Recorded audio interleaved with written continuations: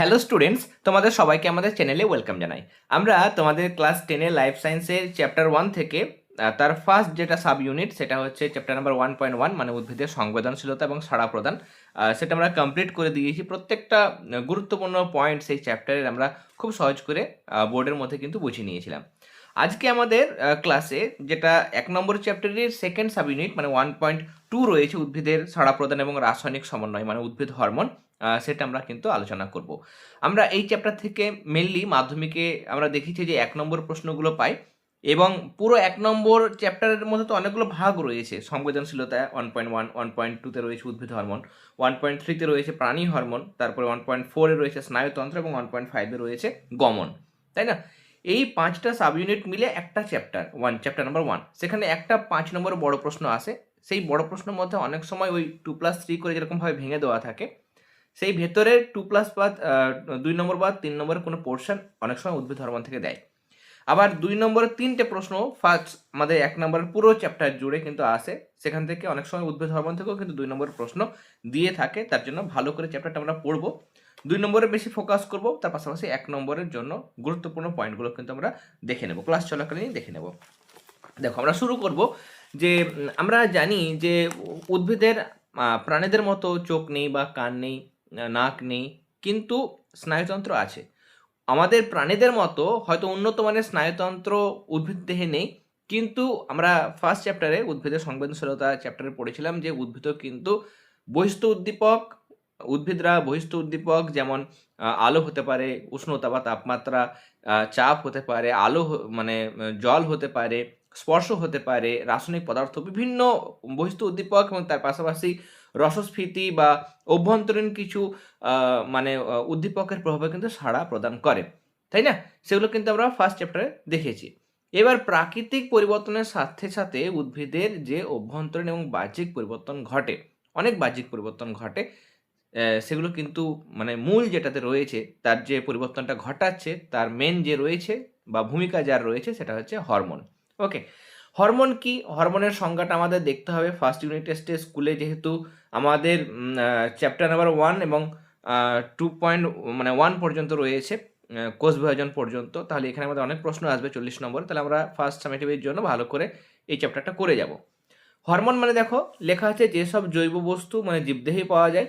উদ্ভিদ হরমোনগুলো উদ্ভিদ দেহে পাওয়া যায়, প্রাণী হরমোনগুলো প্রাণী দেহে পাওয়া যায়, আর বাদবাকি প্রাণহীন বস্তুতে কিন্তু হরমোন থাকে না। তাহলে জৈব বস্তু, তাই না? যেসব জৈব বস্তু জীবদেহের নির্দিষ্ট কলাকোষে সংশ্লেষিত হওয়ার পর দেহ তরলে নিঃসৃত হবে এবং সংবহন কলার মাধ্যমে সংবাহিত হয়ে বা পরিবাহিত হয়ে লক্ষ্য কোষের কার্যকে প্রভাবিত করে এবং কাজের শেষে ধ্বংস হয়, তাকে হরমোন বলে। তাহলে হরমোন হচ্ছে একটা জৈব বস্তু, তাই না? জীবদেহ থেকে উৎপন্ন হয় এবং বিশেষ কলা থেকে উৎপন্ন হওয়ার পর সেটা দূরবর্তী কোনো জায়গায় গিয়ে লক্ষ্য কোষ মানে টার্গেট সেলে গিয়ে কাজ করে এবং কাজ করার পর সেটা কিন্তু ধ্বংসপ্রাপ্ত হয়, মানে নষ্ট হয়ে যায়। হরমোন কাজের পরে নষ্ট হয়, এই জিনিসটা মনে রাখবে। ওকে, তাহলে সেই জিনিসটাকে আমরা কি বলবো? হরমোন বলবো। অনেক সময় আমাদের দেখবে শর্ট কোশ্চেন আছে, পিজিআরএস। 1 নম্বর প্রশ্ন, পিজিআরএস কি? পিজিআরএস যদি আমরা ফুল ফর্ম দেখি তাহলে প্ল্যান্ট গ্রোথ রেগুলেটরস। ওকে, পিজিআরএস রেগুলেটরস এটা কি? উদ্ভিদ হরমোনকেই মানে উদ্ভিদ হরমোনগুলোকে মেনলি প্ল্যান্ট গ্রোথ রেগুলেটরস বলা হয়। মানে যেগুলো উদ্ভিদের বৃদ্ধি নিয়ন্ত্রণ করে, যে সমস্ত হরমোনগুলো। উদ্ভিদের বৃদ্ধি আমরা জানি একটা গতিময় পদ্ধতি, উদ্ভিদের বৃদ্ধি কিন্তু ক্রমশ চলতেই থাকে, তাই না? এবং যতদিন একটা উদ্ভিদ বাঁচে ততদিন উদ্ভিদের বৃদ্ধি কিন্তু কন্টিনিউয়াসলি হতে থাকে এবং এটা হরমোন দ্বারা নিয়ন্ত্রিত হয়। উদ্ভিদের বৃদ্ধিতে হরমোনের ভূমিকা রয়েছে, আমরা দেখব। ওকে, অক্সিন হরমোন, জিবেরেলিন হরমোন, এগুলোর কিন্তু ভূমিকা রয়েছে। তার জন্য এটাকে কি, এই হরমোনগুলোকে কি বলবো আমরা? পিজিআরএস বলবো বা প্ল্যান্ট গ্রোথ রেগুলেটরস কিন্তু বলবো। পিজিআরএস কিন্তু আমরা বলবো উদ্ভিদ হরমোনকে। ওকে, নেক্সট, নামকরণ। আমরা হরমোন যে শব্দটার কথা বলছি, সেই হরমোন শব্দটা কিভাবে উৎপত্তি হয়েছে। হরমোন যদি আমরা দেখি, হরমোন একটা হচ্ছে গ্রিক শব্দ, যেটা আমরা দেখতে পাচ্ছি এখানে যে হরমোইন নামক শব্দ থেকে কিন্তু উৎপত্তি হয়েছে। অনেক জায়গাতে দেখবে হরমাও লেখা থাকে, হরমাও। ওকে, এই জায়গাটাই হয়তো HORMAO, হরমাও এরকমভাবে লেখা থাকে। হরমাও থেকে উৎপত্তি হয়েছে। একই জিনিস, হরমাও বা হরমোইন থেকে উৎপত্তি হয়েছে, যার মেন অর্থ হচ্ছে উত্তেজিত করা বা জাগিয়ে তোলা, জাগ্রত করা। ওকে, এবং উদ্ভিদ হরমোনকে কি বলা হয়? ফাইটো হরমোন বলা হয়। ফাইটো মানে তোমরা জানো, ফাইটো এবং জু প্ল্যাংটনের কথা তোমরা পড়ে এসছো, ক্লাস 8এও পড়ে এসছো, তাই না? তাহলে ফাইটো মানে উদ্ভিদ সংক্রান্ত। তাহলে উদ্ভিদ হরমোনকে আমরা আরেকটা নাম জানলাম, সেটা হচ্ছে ফাইটো হরমোন। উদ্ভিদ হরমোনকে ফাইটো হরমোনও বলা হয়। এবার আমাদের প্রশ্ন আসে এই যে এই জায়গা, এই দুটো প্রশ্ন। এক হচ্ছে উদ্ভিদ হরমোনকে আমরা রাসায়নিক দূত বলি কেন? দূত মানে কি? রাসায়নিক দূত মানে হচ্ছে, রাসায়নিক মানে কেমিক্যাল, আর দূত মানে হচ্ছে মেসেঞ্জার। দূতরা কি করে? যেমন পোস্টম্যানরা বার্তাগুলো নিয়ে যায়, বা আগেকার দিনে রাজাদের দূত থাকতো, গুপ্তচরও থাকতো, তারা কিন্তু বিভিন্ন জায়গার সংবাদ বা বিভিন্ন ইনফরমেশনগুলো রাজাদের দিতেন।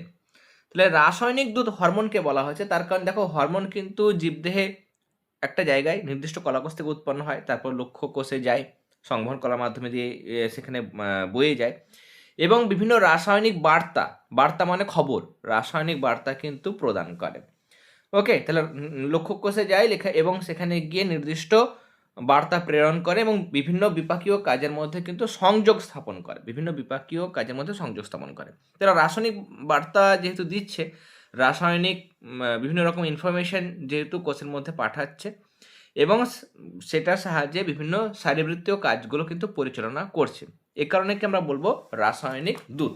তাহলে হরমোন কি হচ্ছে? নির্দিষ্ট কলাকোষ থেকে উৎপন্ন হওয়ার পর কি হচ্ছে, মানে সংবহন করার মাধ্যমে লক্ষ্য কোষে বা টার্গেট সেলে পৌঁছাচ্ছে, এবং সেখানে পৌঁছানোর পর বিভিন্ন শারীরবৃত্তীয় কাজগুলো কিন্তু করছে।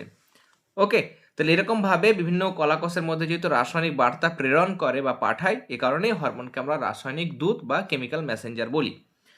নেক্সট আরেকটা প্রশ্ন আছে, সেটা হচ্ছে যে রাসায়নিক সমন্বয়ক মানে কেমিক্যাল কোঅর্ডিনেটর কেন বলা হয়?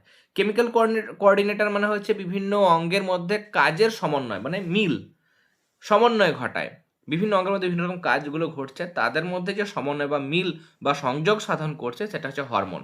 বিভিন্ন কলাকোষের মধ্যে দেহতরলের মাধ্যমে যেহেতু বাহিত হচ্ছে এবং কলাকোষের মধ্যে যাচ্ছে, ফলে বিভিন্ন জায়গায় যে কাজগুলো হচ্ছে তাদের কাজের মধ্যে সমন্বয় সাধন করছে, তার জন্য একে কেমিক্যাল কোঅর্ডিনেটর বা রাসায়নিক সমন্বয় বলা হয়।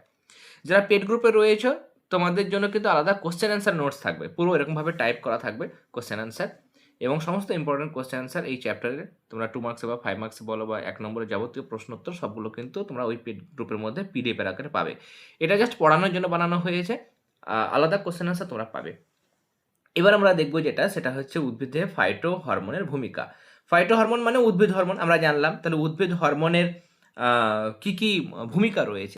এক হচ্ছে আমরা এখানে দেখতে পাচ্ছি, একটা জিনিস তোমরা বলতে পারো প্রথমেই, যেটা হচ্ছে উদ্ভিদ হরমোন কিন্তু নাইট্রোজেন যুক্ত হতে পারে, নাইট্রোজেন যুক্ত হতে পারে, নাইট্রোজেন যুক্ত হতে পারে, এবং কিছু কিছু হরমোন রয়েছে উদ্ভিদ হরমোন, সেটা কিন্তু নাইট্রোজেন বিহীন। ওকে, নাইট্রোজেন যুক্ত আমরা দেখব যেমন অক্সিন হতে পারে, অক্সিন হরমোন আমরা দেখব নাইট্রোজেন যুক্ত, এবং নাইট্রোজেন বিহীন যদি আমরা দেখি, নাইট্রোজেন বিহীন সেটা হচ্ছে জিব্বেরেলিন। কেমন? জিব্বেরেলিন। এবং ক্ষারীয় হরমোন যদি আমাদের আসে প্রশ্ন, একটি ক্ষারীয় উদ্ভিদ হরমোনের নাম, তখন তোমরা লিখবে সাইটোকাইনিন। ওকে, তাহলে নাইট্রোজেন যুক্ত হরমোন বললে আমরা বলবো অক্সিন হরমোন। ওকে, নাইট্রোজেন বিহীন যদি বলে তাহলে সেটা হচ্ছে জিব্বেরেলিন হরমোন। এবং আমাদের যদি একটা ক্ষারীয় হরমোনের কথা বলে, তাহলে ক্ষারীয় হরমোনের কথা বললে আমরা কি হরমোন বলবো? আমরা সাইটোকাইনিন হরমোন কিন্তু বলবো। ওকে, তাহলে এইরকমভাবে কিন্তু অনেক সময় আমাদের শর্ট কোয়েশ্চেন আসে, শর্ট কোয়েশ্চেনের জন্য তোমাদের কিন্তু এই জিনিসটা বলা হলো। কেমন? তাহলে নাইট্রোজেন ঘটিত জৈব অম্ল সেটা হচ্ছে আমাদের অক্সিন, দেখলাম অক্সিন। ওকে, নেক্সট আমরা যে জিনিসে চলে যাব, এখানে আমরা যে ভূমিকাগুলো পড়ছি, সেটা হচ্ছে প্রথমে অগ্র এবং পার্শ্বীয় বৃদ্ধি। উদ্ভিদের প্রাথমিক বৃদ্ধি ভ্রূণ থেকে শুরু হয়, যে কোনো জিনিসই, প্রাণীও তাই, ভ্রূণ থেকে ধীরে ধীরে মানে এককোষী থেকে বহুকোষী কিন্তু জীব সৃষ্টি হয়। উদ্ভিদের ক্ষেত্রে ভ্রূণ থেকে শুরু হয় মূল ও বিটপের অগ্রভাগে থাকা অগ্রস্থ ভাজক কলার বিভাজনের ফলে যে বৃদ্ধি ঘটে তাকে অগ্রস্থ বা প্রাথমিক বৃদ্ধি ঘটে, বৃদ্ধি বলে। তাহলে মূল বা বিটপের অগ্রভাগ, মূলের একদম আগার দিক, বা বিটপ মানে কাণ্ড, কাণ্ডের একদম শীর্ষ, সেই সমস্ত জায়গাতে কি থাকে? অগ্রস্থ ভাজক কলা থাকে। কাণ্ডের আগাতে বা অগ্রভাগে অগ্রস্থ ভাজক কলা, মূলের ক্ষেত্রেও অগ্রস্থ ভাজক কলা একদম মূলের শেষ প্রান্তে, একদম ডগাটা যেটা সেখানেও থাকে, তাই না? মূলের শেষ প্রান্ততে। আবার ক্যাম্বিয়াম বা পার্শ্বস্থ ভাজক কলার বিভাজনে উদ্ভিদ প্রস্থে বৃদ্ধি পায়। তাহলে অগ্রস্থ ভাজক কলা যদি বাড়ে, মানে বৃদ্ধিপ্রাপ্ত হয়, তাহলে অগ্রস্থ ভাজক কলা বাড়লে উদ্ভিদটা লম্বা হবে। এই একটা অগ্রস্থ ভাজক কলা সামনের দিকে আগাটা বাড়ছে, তাহলে লম্বা হবে সামনেটা বিটক অংশ। নিচের দিকে যদি মূল রয়েছে, তাহলে মূলটা যদি বৃদ্ধি হয় অগ্রস্থ ভাজক কলা, তাহলে মূলটা আরও লম্বা হবে। তাহলে মেন হচ্ছে অগ্রস্থ ভাজক কলার জন্য উদ্ভিদেহ লম্বাতে বড় হয়, উদ্ভিদেহ লম্বা হয় অগ্রস্থ ভাজক কলার কারণে।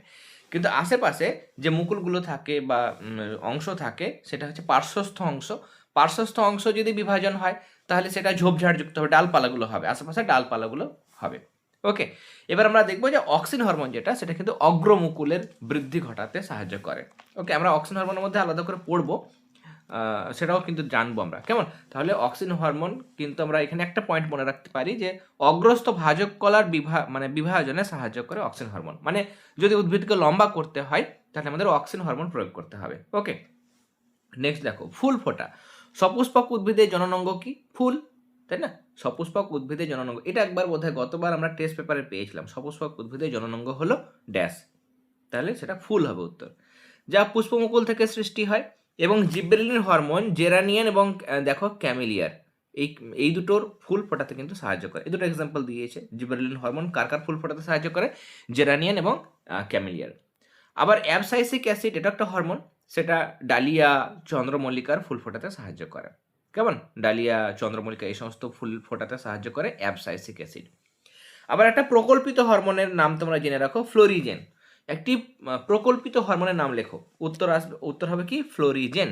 ওকে, ফ্লোরিজেন হবে প্রকল্পিত হরমোন, যেটা উদ্ভিদের ফুল ফোটাতে কিন্তু, মানে ফুল প্রস্ফুটনে কিন্তু সাহায্য করে, অবশ্য মনে রাখবে। ওকে, তাহলে এগুলো দেখলাম। এছাড়াও দেখো, মুকুল উদ্গম মানে হচ্ছে মুকুল সৃষ্টি করা। ওকে, যদি আমরা দেখি এখানে উন্নত উদ্ভিদের মানে অঙ্গজ মুকুল, পাতা এবং ডালপালা হয়, এবং জনন মুকুল কিন্তু দেখা যায়। অক্সিজেনের প্রভাবে অগ্রমুকুলের বৃদ্ধি ঘটে, তার জন্য গাছটা লম্বায় বাড়ে, এটা বলা হয়েছে। অগ্রমুকুল যদি না থাকে, তাহলে হরমোনটা কোথায় জমা হবে? কক্ষে জমা হবে। কক্ষ মানে সাইডে জমা হবে, তাহলে ডালপালা সৃষ্টি হবে, নিয়ে ঝোপঝাড়যুক্ত গাছ হবে। ওকে, যদি অগ্রমুকুল থাকে, তাহলে অগ্রমুকুলের বৃদ্ধি হবে, নিয়ে গাছটা লম্বায় বৃদ্ধি হবে। যদি অগ্রমুকুল না থাকে, তাহলে কক্ষে এসে মানে হরমোন জমা হবে, এবং সেই হরমোনের প্রভাবে কি হবে? ডালপালাযুক্ত গাছ কিন্তু সৃষ্টি হবে। সেটা কোন হরমোন, সেটা আমরা কিন্তু জানবো। ওকে, সাইটোকাইনিন মুকুল উদ্গমে কিন্তু বিশেষ ভূমিকা পালন করে, এটা মনে রাখতে পারো। মুকুল মানে মুকুল উদ্গমে, মানে মুকুল সৃষ্টিতে কিন্তু সাইটোকাইনিন হরমোন সাহায্য করে। বীজের অঙ্কুরোদ্গমেও কিন্তু উদ্ভিদ হরমোন সাহায্য করে। সৃষ্টির পর বীজ কিছুদিন সুপ্ত অবস্থায় থাকে, মানে ঘুমন্ত অবস্থায় থাকে। কেমন? এবার সেই বীজটাকে জাগানোর জন্য, মানে তার সুপ্ত অবস্থা, মানে ঘুমন্ত অবস্থাকে কাটানোর জন্য যে হরমোন সাহায্য করে, মানে ওই বীজের সুপ্ত অবস্থা বা সুপ্তাবস্থা বা ঘুমন্ত অবস্থা কাটাতে সাহায্য করে জিবেরেলিন হরমোন। বীজ ঘুমিয়ে থাকে, এবার যেই জিবেরেলিন হরমোন কি করে? সুপ্তাবস্থা ভেঙে এনজাইম বা উৎসেচক প্রভাবিত করে, তখন এর অঙ্কুরোদ্গম শুরু হয়। ওকে, তাহলে অঙ্কুরোদ্গমে, বীজের অঙ্কুরোদ্গমে কোন হরমোন সাহায্য করে? তখন তোমরা বলবে যে জিব্বেরেলিন হরমোন। ওকে, এছাড়াও উদ্ভিদ হরমোন আর কি সাহায্য করে না, তো ট্রপিক চলন নিয়ন্ত্রণ। আমরা চলনের মানে আমাদের প্রথম চ্যাপ্টার যেটা সংবেদনশীলতা, সেখানে আমি বলেছিলাম যে ট্রপিক চলন নিয়ন্ত্রণে কিন্তু অক্সিন হরমোনের ভূমিকা রয়েছে। ওকে, ট্রপিকের মধ্যে মেইনলি ফোটোট্রপিক এবং জিওট্রপিক, এই দুটো চলন অক্সিন হরমোন দ্বারা নিয়ন্ত্রিত হয় বা প্রভাবিত হয়। আমরা আলাদা করে অক্সিন হরমোন যখন পড়বো, তখন ডিটেলস আমরা জানবো। ওকে, তাহলে এগুলো আমরা দেখলাম। এবার আমরা এখানে দেখব যে হরমোনের ভাগ। ওকে, কার্যগত এবং রাসায়নিক ভাগ, দুই রকমভাবে ভাগ করা যায়। প্রথমে যদি কার্যগতভাবে বলি, তাহলে 3 রকম আমাদের উদ্ভিদ হরমোন রয়েছে। একটা হচ্ছে বৃদ্ধি সহায়ক, মানে বৃদ্ধিতে সাহায্য করে, আর বৃদ্ধি প্রতিরোধক বা বৃদ্ধি রোধক, মানে যেগুলো গ্রোথ ইনহিবিটর, মানে গ্রোথটাকে বাধা দেয়। আর একটা দেখবো আমরা, সেটা হচ্ছে যে আমাদের বৃদ্ধি বিলম্ব কারক, মানে দেরিতে ঘটায়। 3 ধরনের এখানে তোমাদের দেখাচ্ছি আমি। প্রথমে দেখবো আমরা বৃদ্ধি সহায়ক, মানে বৃদ্ধিতে সাহায্য করবে, বৃদ্ধি বা গ্রোথটাকে প্রমোট করবে, তাই জন্য প্রমোটার্স। বৃদ্ধি ঘটাতে সাহায্য করবে যে সমস্ত হরমোন, মেনলি অক্সিন এবং জিবেরেলিন, এই দুটো উদ্ভিদ হরমোন উদ্ভিদের বৃদ্ধি ঘটাতে সাহায্য করে। ওকে, কিছু কিছু হরমোন রয়েছে যারা উদ্ভিদের বৃদ্ধিটাকে সাহায্য তো করে না, বরং বাধা দেয়, বৃদ্ধিটাকে থামিয়ে দেয়, বৃদ্ধি প্রতিহত করে বা বাধা ঘটায়, বৃদ্ধির বাধা ঘটায়। গ্রোথ ইনহিবিটার্স বলা হয়, যেমন ইথিলিন। অ্যাবসাইসিক অ্যাসিড বা অ্যাবসিসিক অ্যাসিড, অ্যাবসিসিক বলতে পারো, এখন অ্যাবসিসিকই বলা হয়, অ্যাবসাইসিক আগে পড়া হতো, এখন অ্যাবসিসিক বলা হচ্ছে। তাহলে এই সমস্ত হরমোনগুলো বৃদ্ধিকে বাধা দেয়। ওকে, নেক্সট আমরা কি দেখবো, আর একটা 3 নম্বর, সেটা হচ্ছে বৃদ্ধি বিলম্বকারক। বিলম্ব ঘটা মানে দেরি, দেরিকে কি বলে ভালো ভাষায়, বিলম্ব হওয়া, তাই না? আমার স্কুল যেতে আজকে বিলম্ব হয়েছে মানে আমার দেরি হয়ে গেছে। তাহলে বৃদ্ধি বিলম্বকারক মানে বৃদ্ধিটা কমিয়ে দেবে, যে হারে বৃদ্ধি হচ্ছিল সেটাকে, বৃদ্ধিটার স্পিডটাকে, রেটটাকে কমিয়ে দেবে। তাহলে বৃদ্ধির হার যারা কমিয়ে দেয় বা বিলম্ব ঘটায় তাদেরকে আমরা বলবো বৃদ্ধি বিলম্বকারক, মানে গ্রোথ রিটার্ডেন্টস। রিটার্ড মানে পিছিয়ে দেওয়া, মানে এটা স্লো করে দেওয়া। ওকে, যেমন সোডিয়াম ডাইকিগুলেক বা এনএডিকে, এনএডিকে, কেমন, সোডিয়াম ডাইকিগুলেক। ওকে, আর ক্লোরোকোলিন ক্লোরাইড মানে সিসিসি, ট্রিপল সি যেটা, এগুলো হচ্ছে বৃদ্ধি বিলম্বকারক হরমোন। এনএডিকেটা মনে রাখতে পারো, সোডিয়াম ডাইকিগুলেক। ওকে, তাহলে এটা ভাগটা দেখলাম। আর আমরা দেখব রাসায়নিক প্রকৃতি বা সৃষ্টি অনুসারে আমরা উদ্ভিদ হরমোনকে 3টে ভাগে ভাগ করব। একটা হচ্ছে আমাদের প্রাকৃতিক হরমোন, যে হরমোনগুলো আমরা ডিটেলসে পড়বো। আমরা প্রাকৃতিক হরমোন মানে এগুলো স্বাভাবিকভাবেই ন্যাচারালি উদ্ভিদের তৈরি হবে বা সংশ্লেষিত হবে, এবং এদের কাজ বা প্রকৃতি সম্পর্কে আমরা পুরো ডিটেলস জানি। ওকে, তাহলে যে সমস্ত হরমোনগুলো উদ্ভিদে প্রাকৃতিকভাবেই তৈরি হয় এবং এদের কাজ বা প্রকৃতি সম্পর্কে আমরা পুরো বিস্তারিত জানি, সেই সমস্ত হরমোনকে আমরা বলবো ন্যাচারাল হরমোন বা প্রাকৃতিক হরমোন। যেমন উদ্ভিদের ক্ষেত্রে অক্সিন, জিবরেলিন, সাইটোকাইনিন, এগুলো হচ্ছে প্রাকৃতিক বা ন্যাচারাল হরমোন। আর একটা দেখবো কৃত্রিম হরমোন, এগুলো প্রাকৃতিক হরমোনের মতোই গঠন যুক্ত, মানে এদের যদি হরমোনের আমরা গঠন দেখি, কৃত্রিম হরমোন বা সিনথেটিক বলা হয়, সিনথেটিক হরমোন, যেগুলো ল্যাবরেটরিতে তৈরি হয়, কিন্তু দেখতে অনেকটা ওই প্রাকৃতিক হরমোনের মতোই গঠনযুক্ত, কিন্তু এগুলো ল্যাবরেটরিতে মানে গবেষণাগারে কিন্তু তৈরি করা হয়। যেমন হচ্ছে ইন্ডোল বিউটারিক অ্যাসিড মানে IBA, indole butyric acid. Indole propionic acid মানে হচ্ছে আইপিএ। ন্যাপথক্সি অ্যাসিটিক অ্যাসিড মানে এনএএ। তুমি যদি জিজ্ঞাসা করো যে স্যার এগুলো পুরো নাম কি জানতে হবে, অবশ্যই জানতে হবে। ওকে, অবশ্যই জানতে হবে। কিরমভাবে প্রশ্ন দেবে, আইবিএ এর পুরো নাম লেখো, তখন indole butyric acid. IPA indole propanoic acid. Okay, NAA naphthoxy acetic acid. তাহলে পুরো নামগুলো অনেক সময় আসে। তাহলে প্রাকৃতিক হরমোন দেখলাম, কৃত্রিম হরমোন দেখলাম, এরপর আমরা দেখব প্রকল্পিত হরমোন। প্রকল্পিত হরমোন যেগুলো রয়েছে, কেমন, পস্চুলেটেড মানে হচ্ছে যে এদের অস্তিত্ব আছে, এটা আমরা জানি, বুঝতে পেরেছি যে এদের প্রকল্পিত হরমোন রয়েছে। যেমন আমরা ফ্লোরিজেনের নামটা শুনেছিলাম, ফ্লোরিজেন, যেগুলো উদ্ভিদের ফুল ফোটাতে সাহায্য করে, কিন্তু এদের অস্তিত্ব আছে সেটা জানা সত্ত্বেও এদের সঠিক গঠন এটা কিন্তু আমরা এখনো পর্যন্ত অনুমান করতে পারিনি বা জানতে পারিনি। যেমন দেখো ভার্নালিন, ডরমিনটা ভালো করে মনে রাখবে, এগুলো কিন্তু প্রকল্পিত হরমোন বলা হয় এগুলোকে। ওকে, নেক্সট আমরা দেখব যেটা, সেটা হচ্ছে উদ্ভিদ হরমোনের বৈশিষ্ট্য। আচ্ছা, উদ্ভিদ হরমোনের কাজ তোমরা পড়েছিলাম, উদ্ভিদ হরমোনের বৈশিষ্ট্য তোমরা এখানে করতে পারো। কাজ যেগুলো দেওয়া হয়েছে সেগুলো তো শুধু কাজের মতো লিখবে, এখানে বৈশিষ্ট্য আলাদা করে দিয়েছে, যদি আলাদা করে বৈশিষ্ট্য আসে প্রশ্ন তাহলে এখানে লিখবে, এই বৈশিষ্ট্যটা লিখবে। কেমন, মানে আমরা দেখেছি যে এখানে উদ্ভিদ হরমোনের ক্ষেত্রে বৈশিষ্ট্যের মধ্যে লিখবে যে মূল, কাণ্ড, অগ্রস্থ ভাজক কলাতে পাওয়া যায় কোন হরমোন পাওয়া যায়, অক্সিন। আবার কচি পাতা, মুকুল, পুষ্পমঞ্জরি, বীজপত্র, এগুলোতে আমরা দেখেছি অনেক সময় জিবরেলিন হরমোন পাওয়া যায়। শস্যে, নারকেলের তরল শস্য, এগুলোতে সাইটোকাইনিন হরমোন পাওয়া যায়। আমাদের এখন তো আলাদা করে ইন্ডিভিজুয়াল হরমোনের উৎস পড়ছি না, টোটাল হরমোন কোথায় পাওয়া যায় সেটা আমরা পড়ছি। তাহলে টোটাল হরমোন যদি আমরা দেখি, তাহলে উদ্ভিদের যেগুলো বর্ধনশীল অংশ রয়েছে সেই সমস্ত সজীব কলাকোষে উদ্ভিদ হরমোন তৈরি হয়। মূল ও কাণ্ডের যেটা অগ্রস্থ বাহক কলা বলছি আমরা, বর্ধনশীল পাতা, বীজপত্র, শস্য, মুকুল, পুষ্পমঞ্জরি, এগুলোতে কিন্তু ফলের মধ্যে সেখানেও কিন্তু উদ্ভিদ হরমোন পাওয়া যায়। নেক্সট হচ্ছে পরিবহন, কিভাবে পরিবাহিত হয়। কিছু ক্ষেত্রে উদ্ভিদ হরমোন কিন্তু মানে কিছু লোকাল হরমোন রয়েছে, প্রাণীর দেহের ক্ষেত্রে আমরা পড়বো। প্রাণীর হরমোন যখন পড়বো তখন দেখবো যে লোকাল হরমোন মানে যেখানে উৎপত্তি সেখানেই কিন্তু কাজ করে, কিন্তু বাদবাকি বেশিরভাগ হরমোন উৎসস্থলে কাজ করে না, যেখানে তৈরি হয় সেখান থেকে দূরে কোথাও গিয়ে টার্গেট কোষ মানে লক্ষ্য কোষে গিয়ে কাজ করে এবং কাজের পর নষ্ট হয়। ওকে, তাহলে আমরা এখানে দেখছি যে উদ্ভিদ হরমোন কিন্তু বেশিরভাগই ব্যাপন প্রক্রিয়ায় কিন্তু ছড়িয়ে পড়ে। ওকে, এবং এখানে আমরা দেখছি যে ফ্লোয়েমের মাধ্যমে শীর্ষ থেকে মূলের দিকে পরিবহনকে মেরুবর্তী পরিবহন বলে। ফ্লোয়েম কলার মাধ্যমে এক হচ্ছে দেখো মানে জাইলেম, দুটো সংবহন কলা তোমরা উদ্ভিদ দেহে পড়েছ। একটা হচ্ছে জাইলেম, যার সাহায্যে মূল থেকে জল আর খনিজ লবণ পাতায় পৌঁছায়। আর দুই নম্বর হচ্ছে ফ্লোয়েম কলা, যেখানে পাতায় তৈরি খাবারটা ফ্লোয়েম কলার মাধ্যমে পুরো উদ্ভিদ দেহে কিন্তু কাণ্ড, পাতা, মূল সব জায়গায় ছড়িয়ে পড়ে। এবার ফ্লোয়েমের মাধ্যমে কি হবে, যখন উদ্ভিদ হরমোনের কথা বলবো, উদ্ভিদ হরমোন কিভাবে ছড়িয়ে পড়ে, তো ফ্লোয়েম কলার মাধ্যমে শীর্ষ টপ থেকে, পাতার অংশ থেকে, সেখান থেকে মূলের দিকে ছড়িয়ে পড়ছে। এটাকে বলবো কিরকম পরিবহন, মেরুবর্তী পরিবহন। ওকে, এছাড়া জাইলেম এবং ফ্লোয়েমের মাধ্যমে কিন্তু উভয়মুখী পরিবহন, মানে শীর্ষ থেকে নিচের দিকে, মানে টপ থেকে বটমের দিকে এবং বটম থেকে টপের দিকে, দুদিকেই কিন্তু পরিবহন হয়। ওকে, তাহলে ফ্লোয়েমের মাধ্যমে যেটা দেখছি সেটা মেরুবর্তী পরিবহন, এবং জাইলেম ফ্লোয়েম দুটো, জাইলেমের মাধ্যমে কিন্তু নিচ থেকে উপরে পরিবহন হয়। ওকে, তাহলে দুই রকম পরিবহন, মানে নিম্নমুখী এবং ঊর্ধ্বমুখী দুই রকম, মানে উভয়মুখী পরিবহন কিন্তু ঘটে, সম্ভব। ওকে, রাসায়নিক সমন্বয়ক আমরা বলেছি যে মানে রাসায়নিক বার্তা পরিবহন করে, তার জন্য রাসায়নিক দূত বা রাসায়নিক সমন্বয়ক বলে। পরিণতি, কাজের শেষে হরমোন অবশ্যই নষ্ট হয়ে যাবে। ওকে, কাজের পর হরমোন অবশ্যই কিন্তু নষ্ট হয়ে যায়। আলোর প্রভাবে যদি আমরা দেখি, আলোর প্রভাবে বা ইন্ডোল অ্যাসিটিক অ্যাসিড অক্সিডেজ, আলোর প্রভাবে বা ইন্ডোল অ্যাসিটিক অ্যাসিড অক্সিডেজ, এই উৎসেচক একটা, অক্সিডেজ এটা উৎসেচক।